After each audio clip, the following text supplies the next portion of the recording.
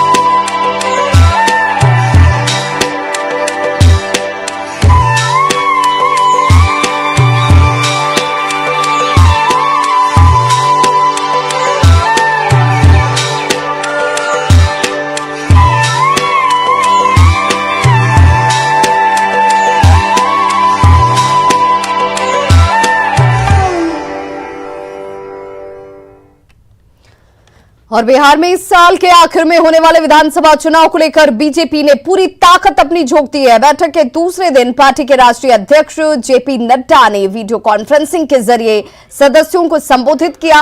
सम्मेलन के जरिए चुनाव की रणनीति तैयार करने सहित कई मुद्दों पर मंथन किया गया है।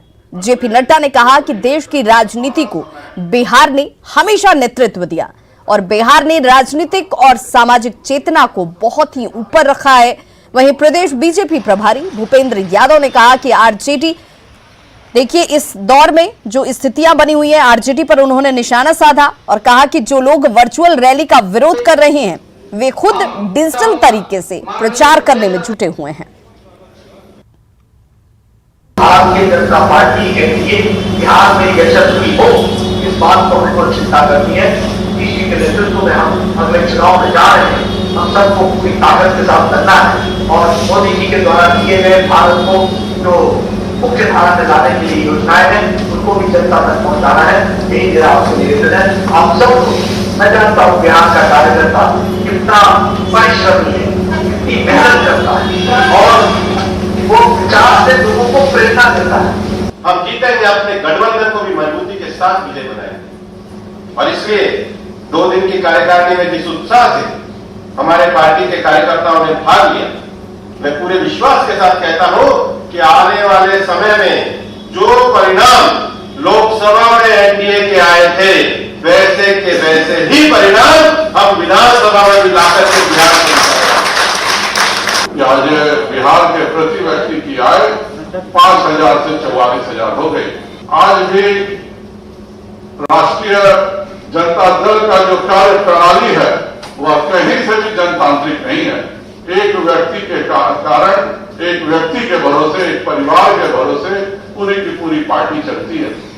और केवल यह गठबंधन जो महागठबंधन बना है, यह केवल दिल्ली में कैसे एक परिवार के घोटालों को ढका जा सके और बिहार में कैसे एक परिवार के घोटालों को ढका जा सके, यह 2 परिवारों को, एक घोटालों को केवल और केवल बचाने के लिए यह पूरी बिहार की लड़ाई चल रही है। और बड़ी खबर पटना के बेउर इलाके से, जहां पर दिन दहाड़े फायरिंग से अफरा तफरी मच गई। फायरिंग में 3 लोगों को गोली लगी है। बड़ी खबर राजधानी पटना से, जहां पर बेउर इलाके में दिन दहाड़े फायरिंग की गई है और इस गोलीबारी में 3 लोग जख्मी हुए हैं। फायरिंग में 3 लोगों के जख्मी होने की इस वक्त जानकारी, और अपराधियों ने प्रॉपर्टी डीलर के ऑफिस पर यह हमला किया। जख्मी लोगों को फिलहाल इलाज के लिए अस्पताल भेजा गया है। तस्वीरें आपको घटनास्थल की दिखाते हुए मौके से ज्यादा जानकारी दे रहे हैं हमारे सहयोगी संजय कुमार। राजधानी पटना के बेउर इलाके में दिन दहाड़े एक बड़ी घटना को अपराधियों ने अंजाम दिया है। प्रॉपर्टी डीलर का ऑफिस बताया जा रहा है। देखिए यहाँ पर खून का कतरा है। अपराधी पहुंचे थे और यहाँ पर फायरिंग की थी और फायरिंग में जो जानकारी मिली है 3 से 4 लोगों को गोलियां लगी है। फिलहाल पुलिस मौके पर पहुंच गई है। पूरे मामले की छानबीन जारी है और क्या एक्चुअल मामला है ये अब छानबीन के बाद पता चलेगा। और फिलहाल बेउर थाना क्षेत्र की ये घटना है। मौके पर एसएचओ समेत तमाम अधिकारी जो हैं वो पहुँच गए हैं।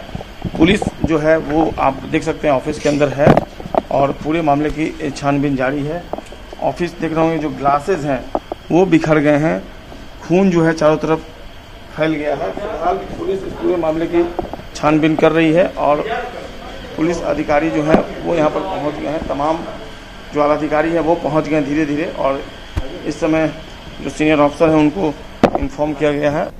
अभी तो हमको कोई न्यूज नहीं है। ले गए लोग भर्ती के लिए। तीनों को हाँ। कहाँ गोली लगी है कुछ पता चला है? एक को सीना में है, 2 को यहाँ। अच्छा, एक शख्स है उनको सीने में और यहाँ पे गोली लगी जी। बीएमसीएच भेजा गया उनको। कोर्ट में ले गया था लेकिन वहाँ नहीं लिया। है क्या एक्चुअल में क्या चीज ऑफिस है? ये प्रॉपर्टी डीलर का ऑफिस है। कई थानों की पुलिस टीम यहाँ पहुँच गई है। आसपास के जो पुलिस स्टेशन है वहाँ के जितने ऑफिसर हैं वो धीरे धीरे एक एक कर यहाँ पहुँचने लगे हैं और अधिकारियों से हम थोड़ी देर बाद इस मामले में पूरी प्रतिक्रिया लेंगे। फिलहाल खबर यही है कि राजधानी पटना के बेउर इलाके में एक बड़ी घटना को अपराधियों ने अंजाम देकर 3 लोगों को गोलियां मार दी हैं। कैमरा पर्सन मनोज के साथ संजय कुमार, न्यूज 18 बेउर पटना। वहीं बेतिया में हत्या का सनसनीखेज मामला सामने आया और अपराधियों ने धारदार हथियार से काटकर युवक की हत्या कर दी है। शव 4 टुकड़ों में बरामद किया गया और घटना मुफस्सिल थाना क्षेत्र के इंडस्ट्रियल एरिया की है। मृतक के परिजनों ने हत्या में शहर के एक बड़े कारोबारी का हाथ होने की आशंका जाहिर की है। कारोबारी के साथ पीड़ित परिवार का जमीन को लेकर विवाद चल रहा है। परिजनों को शव के पास से एक धमकी भरा पत्र भी मिला है जिसमें विवादित जमीन को छोड़ देने की धमकी दी गई है। घटना के बारे में बताया जा रहा है कि अब्दुल खालिद हुसैन कल शाम अपने घर से निकला था और रात तक वापस घर नहीं लौटा। इस बीच सुबह खालिद के पिता को यह पता चला कि इंडस्ट्रियल एरिया में पुलिस को एक सरकटी लाश मिली है, जिसके बाद परिजन मौके पर पहुंचते हैं और धमकी भरा पत्र मिला जिसमें जमीन छोड़ने की धमकी दी गई है। मृत युवक के पिता ने यह कहा है कि धमकी में उनके और उनके बड़े बेटे के हत्या की धमकी भी दी गई है। घटना की जानकारी मिलते ही मौके पर एसटीपीओ सदर सहित बड़ी संख्या में पुलिस बल को तैनात कर दिया गया है, लेकिन लोग बेहद आक्रोशित हैं। खाना खाकर निकला तो उसके बाद से फिर नहीं आया। हम इंतजार करते रहे रात भर कि भाई नहीं आया। उसके बाद मोबाइल भी नहीं आया। सुबह उठे हैं तो हमको ये चिट्ठी मिला है जो हमारे हाथ में है ना, फोटो लीजिएगा, है ना। तो चिट्ठी मिला है, इसमें जो बात लिखा हुआ है कि तुम्हारे लड़के का हत्या हो गया। इसमें लिखा हुआ है तुम्हारी माँ की हत्या हुई थी, सालिया खातून हमारी बीबी का नाम था, उसके माँ की हत्या हुई थी, तुम्हारे बच्चे का हत्या हो गया और तुम और तुम्हारा बड़ा लड़का अब लाइन पर हो। अगर केस नहीं उठाते हो और ज़मीन नहीं छोड़ते हो तो तुम्हारे अब इसके बाद तुम लोगों का इसी तरह का मरना तुम्हारा भी होगा। तो हैरानी की बात है कि शव के पास से एक धमकी भरी चिट्ठी मिली जिसमें साफ साफ लिखा है कि केस अगर नहीं उठाया गया तो पूरे परिवार को खत्म कर दिया जाएगा। 2 तस्वीरें आप देख रहे हैं। पहली तस्वीर युवक की हत्या की है, जबकि दूसरी तस्वीर धमकी भरे पत्र की। अब ऐसे में सवाल है कि धमकी भरी चिट्ठी किसने लिखी? बेतिया में जमीन माफिया का रैकेट चल रहा है, तो ये वो सवाल है जो न्यूज 18 उठा रहा है। धमकी भरी चिट्ठी आखिर किसकी तरफ से लिखी गई है, ये तहकीकात का विषय है। बेतिया में जमीन माफिया का रैकेट चल रहा है बदस्तूर, और क्या अपराधियों में बेतिया पुलिस का कोई खौफ नहीं है?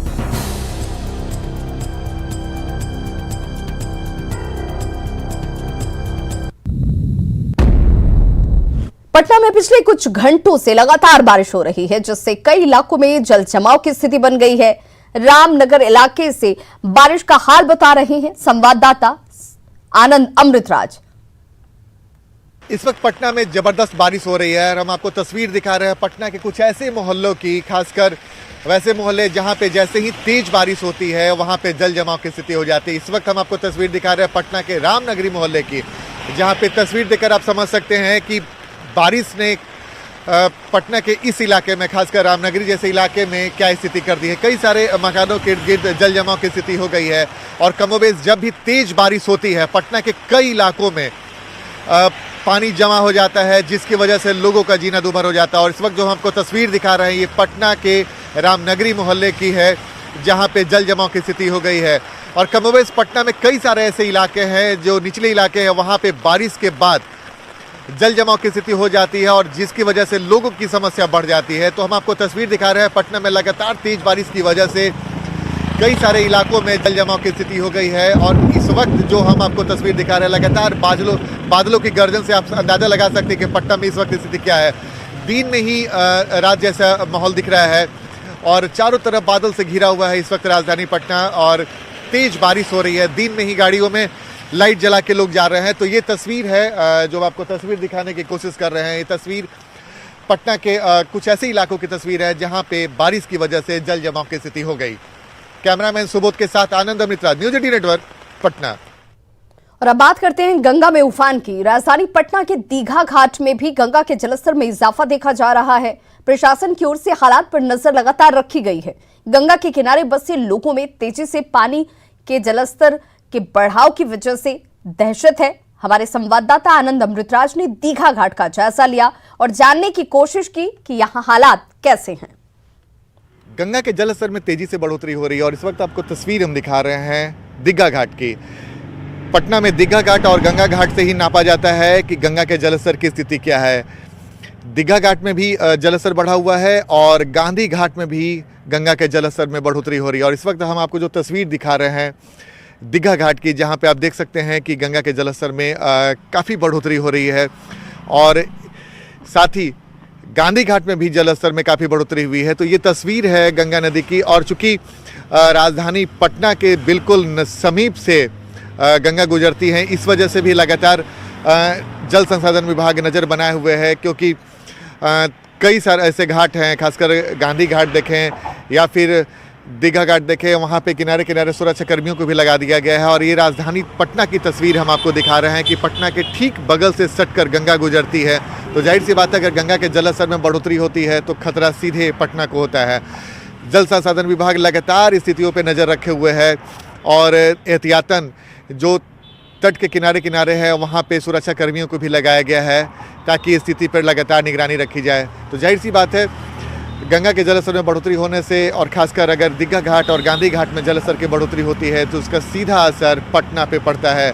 फिलहाल वैसी स्थिति नहीं है, लेकिन गंगा के जलस्तर में जिस तरीके से बढ़ोतरी हो रही है वो किनारे किनारे खासकर जो दियारा इलाके के लोग हैं उन पर खतरा बढ़ गया है और कई दियारा के इलाकों में पानी भी प्रवेश कर चुका है। तो इस वक्त हम आपको तस्वीर दिखा रहे हैं पटना के सटे जो गंगा की तस्वीर है वो हम आपको दिखा रहे हैं कि कई सारे जो तटीय इलाके हैं, खासकर जो दियारा का इलाका है उसमें पानी प्रवेश कर चुका है। और गंगा के इस वक्त जो आप नज़ारा देख रहे हैं काफ़ी चौड़े पाट में गंगा फैली हुई है। खासकर जब पटना में एंटर करती है तो काफ़ी चौड़े पाट हो जाता है यहाँ पे गंगा का। और इस वक्त जो आपको तस्वीर दिखा रहे हैं कि जलस्तर देखकर आप अंदाज़ा लगा सकते हैं कि गंगा के बढ़ते हुए जलस्तर से कहीं ना कहीं पटना पे भी खतरा मंडरा सकता है। लेकिन फिलहाल वैसी स्थिति नहीं है। हम बार बार बताने की कोशिश कर रहे हैं कि वैसी स्थिति नहीं है, लेकिन फिलहाल स्थिति पर लगातार जल संसाधन विभाग नजर बनाए हुए है। कैमरामैन सुबोध के साथ आनंद अमृतराज, न्यूज 18 नेटवर्क, दीघा घाट, पटना। पटना के गांधी घाट में भी वाटर लेवल खतरे के निशान से 24 सेंटीमीटर ज्यादा हो चुका है और एहतियातन प्रशासन ने घाट पर किसी भी तरह की गतिविधि पर रोक लगा दी है। हमारे संवाददाता संजय कुमार ने गांधी घाट का जायजा लिया। एक और जहां बिहार में कई जिले बाढ़ से प्रभावित हैं, वहीं राजधानी पटना से होकर गुजरने वाली गंगा भी उफान पर है। तस्वीरों में देखिए किस कदर गंगा का जलस्तर जो है वो बढ़ा हुआ है। फिलहाल ये तस्वीर पटना के गांधी घाट की है, जहां पर खतरे का निशान 48.60 सेंटीमीटर है और फिलहाल गंगा 48.84 सेंटीमीटर गांधी घाट पर दिख रही है, यानी 24 सेंटीमीटर ऊपर है खतरे के निशान से। गंगा का जलस्तर पटना के गांधी घाट पे। प्रशासन ने एहतियात के तौर पर यहाँ पर किसी भी तरह की गतिविधि पर रोक लगा दी है, लेकिन इसके बावजूद धार्मिक अनुष्ठान करने के लिए लोग जो है भारी संख्या में पहुँच रहे हैं। तस्वीरों में आप देखिए लोग किस कदर यहाँ पहुँचे हुए हैं। जाहिर सी बात है जो आवश्यक काम है वो करना है। गंगा स्नान पर भी प्रशासन ने अपनी तरफ से रोक लगा दी। इसके बावजूद कई जो युवा हैं आप देख सकते हैं अब भी गांधी घाट पर जहाँ जलस्तर बढ़ा हुआ है वहाँ स्नान करने पहुँचे और यही कारण है कि इक्की दुक्की घटनाएँ भी यहाँ डूबने की हो रही हैं। फिलहाल अगर बात करें राजधानी पटना में तो कल से आज में 2 सेंटीमीटर पानी जो है वो घटा है, यानी कल 48.86 सेंटीमीटर था और आज 48.84 सेंटीमीटर है। यानी पटना का गंगा का जलस्तर राजधानी पटना में स्थिर है और फिलहाल पटना पर कोई ऐसा संकट उभरता नजर नहीं आ रहा है। कैमरा पर्सन मनोज के साथ संजय कुमार, न्यूज़ 18 पटना। तो दानापुर दियारा में भी पानी घुसने लगा है और दियारा से नाव से लोग नासरीगंज घाट तक पहुंच रहे हैं, जिनसे बात की हमारे सहयोगी अमरजीत शर्मा ने। अभी हम मौजूद हैं दानापुर के नासरीगंज घाट पर। आप देख सकते हैं कि गंगा का जल स्तर लगातार बढ़ रहा है और जल स्तर बढ़ने से लोगों को अब खतरा दिखने लगा है। खास करके गंगा के दियारा में कुछ भाग में गंगा के जल स्तर बढ़ने से पानी जो है दियारा में भी घुसने लगा है। यहाँ पर जो है आप देख सकते हैं कि नाव आ रहा है, किस तरह से इसकी गंगा की धार है कि नाव को भी धकेल दे रही है और उसके बाद पीछे जाने के बाद नाव फिर आगे आ रही है। ये लोग दियारा से आ रहे हैं और ख़तरनाक सफ़र जो कि गंगा का काफ़ी तेज़ धार है, करंट भी तेज़ है, उस धार से ये लोग जो है लौट रहे हैं और यहाँ पर काफ़ी जो है ख़तरा होता है। ख़ास करके जो है जो धार होती है उससे लोगों को मुश्किलों का सामना करना पड़ता है।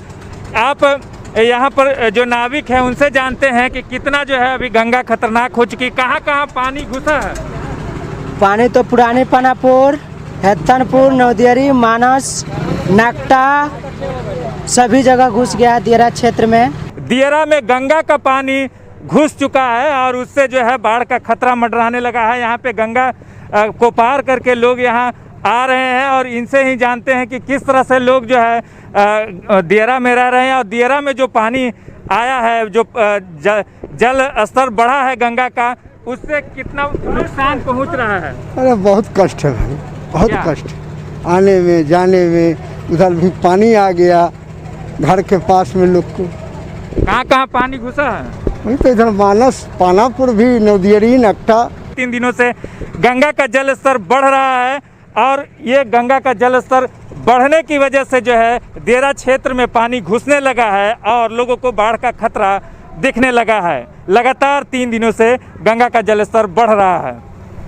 दानापुर से न्यूज़ 18 के लिए अमरजीत शर्मा। भोजपुर के बड़हरा प्रखंड के निचले इलाकों में तेजी से पानी फैल रहा है और 10 से ज्यादा गांव में पानी इस वक्त घुस चुका है। सैकड़ों एकड़ में लगी फसल बर्बाद हो चुकी है, जिससे लोग बेहद परेशान हैं। हम अभी मौजूद हैं बड़हरा के दूबे छपरा गांव में, जहां आप हमारे पीछे देख सकते हैं कि किस तरीके से गंगा का जो पानी है वो पूरी तरीके से इलाके के खेतों में फैल गया है और जो फसल है, जो किसानों ने सब्जी मक्के की फसल लगा कर रखी थी, वो पूरी तरीके से बर्बाद हो चुकी है। पूरी तरीके से ये जो इलाका है वो जलमग्न हो चुका है। खास बात यह है कि गंगा यहाँ से तकरीबन 2 किलोमीटर दूर है, लेकिन जलस्तर में जो वृद्धि है वो लगातार होती जा रही है। फिलहाल गंगा जो है बड़हरा में खतरे के निशान से 40 सेंटीमीटर नीचे है, लेकिन स्थानीय लोगों की माने और बाढ़ नियंत्रण प्रमंडल की माने तो लगातार जलस्तर में वृद्धि होती जा रही है। और आलम यह है कि अब गंगा का जो पानी है वो भीतरी इलाकों में भी प्रवेश कर गया है और किसानों की फसल जो है वो बर्बाद हो गई है और इलाके के जो लोग हैं वो बाढ़ की आशंका से पूरी तरीके से भयभीत हो गए हैं। और लोगों का साफ तौर पर कहना है कि जिस तरीके से जलस्तर में वृद्धि हो रही है, बाढ़ आ सकता है। न्यूज़ 18 के लिए मैं हिमांशु प्रवीण। गोपालगंज में भी बाढ़ से लोगों की परेशानी कम नहीं हो रही। वाल्मीकि नगर बैराज से 2 दिनों से 1.5 लाख क्यूसेक पानी छोड़ा जा रहा है और पानी थोड़ा कम जरूर हुआ, लेकिन लोगों की परेशानी कम नहीं हुई है। गंडक की तेज धार में लोगों को नाव से सफर करना पड़ रहा है। जिले की करीब 4 लाख की आबादी बाढ़ से प्रभावित है। देखिए, अभी हम खड़े हैं सदर पकड़ने के रामनगर में और आप देखें कि रामनगर का यह वो इलाका है जहां पर पिछले 1.5 महीने से ज़्यादा वक्त बीत गया है जब यहाँ बाढ़ की जो त्रासदी है वो लोगों को झेलने को मिल रही है। और आप देखें यहाँ पर नाव चल रही है और ये जो नाव है अभी जो हवा का जो बहाव है वो तेज़ है। नदी में जो गंडक का जो जल स्तर है वो लगातार मतलब उसमें उफान है। आप देखें कि तेज़ धार में जो कैसे नाव पर लोग जो है रिस्क लेकर के अपने घरों में जाने के लिए मजबूर हैं। वो ज़रूरी सामान लेकर के जा रहे हैं। और जो सदर प्रखंड का जो इलाका है, सदर प्रखंड के अलावा गोपालगंज के जो 5 प्रखंड है वो बाढ़ से पूरी तरह से प्रभावित हैं। गोपालगंज जिला प्रशासन का जो आंकड़े हैं वहाँ पर जो बाढ़ प्रभावित इलाके हैं उन इलाकों में रेस्क्यू ऑपरेशन चलाया जा रहा है। आप देखें कि जो बाढ़ की वजह से सबसे ज़्यादा तबाही जो है वो यहाँ की सड़कों को हुई है। सड़कें उखड़ गए हैं और यहाँ पर जो आवागमन है वो पूरी से बाधित हो गई है। तो इस तरह से गोपालगंज में जो बाढ़ की त्रासदी है वो कम नहीं हो रहा है। और जो बाढ़ जो इलाका है, बाढ़ प्रभावित जो इलाके हैं, तो वहाँ पर जो लोगों की मुश्किलें हैं वो कम होने का नाम नहीं ले रही हैं। और लगातार जो गंडक के जल स्तर घटने और बढ़ने से लोगों की मुश्किलें वो बरकरार हैं। मुकेश कुमार, न्यूज़ 18 गोपालगंज। बेगूसराय में बया नदी का पानी बढ़ने से कई पंचायतों में लोग परेशान हैं। निचला इलाका होने की वजह से सड़कों पर पानी फैल चुका है। आने जाने के लिए एकमात्र साधन नाव ही है, लेकिन प्रशासन की तरफ से यहां पर नाव को लेकर कोई इंतजाम नहीं किया गया, जिससे लोगों की परेशानी बढ़ गई है। पंचायत में जब से बरसात शुरू होती है तब से ही हमारी आधी आबादी कठिनाइयों से गुजरना पड़ता है। हमारे यहाँ 4 मरी हुई नदियाँ हैं जिसको हम लोग ढाब ढूबी कहते हैं। उसमें बरसात में ही पानी भर जाता है और आवागमन का मात्र साधन नौका है। और आइए जानते हैं कि बिहार के कितने जिले अभी बाढ़ के कहर से परेशान हैं, कितने लोग बाढ़ से प्रभावित हैं और सरकारी इंतजाम क्या है। बिहार के 16 जिले बाढ़ की चपेट में है इस वक्त। तकरीबन 83 लाख लोग बाढ़ से प्रभावित हुए हैं। 1322 पंचायत बाढ़ की चपेट में है। अब तक बाढ़ से 27 लोगों की जान जा चुकी है। सबसे ज्यादा दरभंगा में 11 लोगों की जान गई है। 88 मवेशियों की भी मौत हुई है बाढ़ की वजह से। एसडीआरएफ की 12 टीमों को राहत एवं बचाव के कार्य में लगाया गया है। वहीं एनडीआरएफ की बात करें तो इसकी 11 टीमें भी बचाव के कार्य में जुटी हुई हैं। 371 सामुदायिक किचन बनाए गए हैं और सरकारी रसोई में तकरीबन 3 लाख लोगों के खाने का इंतजाम किया गया है।